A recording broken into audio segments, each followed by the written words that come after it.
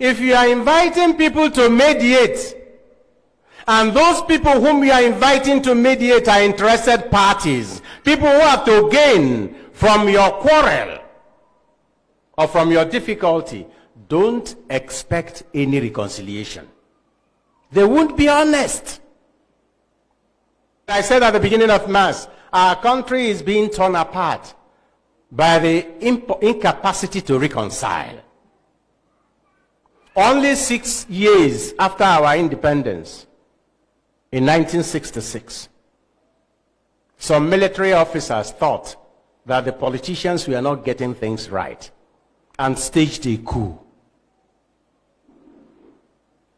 That coup set a ball rolling that eventually culminated in the worst massacre and genocide in modern African history, the Nigeria-Biafran War. Attempts at discussion, mediation failed mainly because one of the major partners in mediation was an interested party, the British. When you are calling those who sell arms, when you are calling those who steal your minerals when you are fighting, when you are calling those who want your population to be reduced to half, to come and mediate between you and your brother because you are quarreling, you can imagine the type of advice he will give you. But that is not the worst. The worst is that since after that war, no attempt has been made at reconciliation. Let us talk this thing over. My brother and friend, the Bishop of Sokoto, Matthew Hassan Kuka, has kept saying, until Nigerians sit down and discuss the injustices done to the Easterners during the war and ask for pardon for the unjust murder, there will be no peace.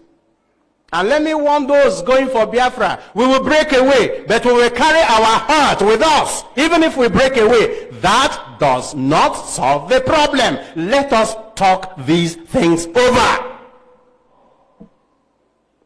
After the war, they told us there will be reconstruction, reconciliation, and rehabilitation. As not one of those things was done.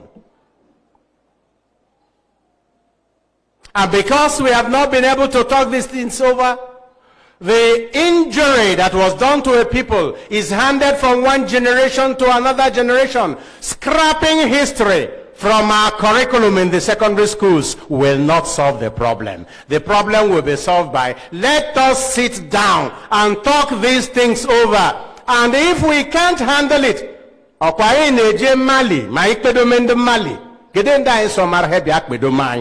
going to Mali to reconcile them. Whom have we invited to come and help us reconcile ourselves? In our arrogance, we don't even accept we have any problem. If it doesn't work, invite some people who are more or less neutral, who have nothing to gain by your quarrel or by your reconciliation, except that love is reigning. Invite them to help you look at this.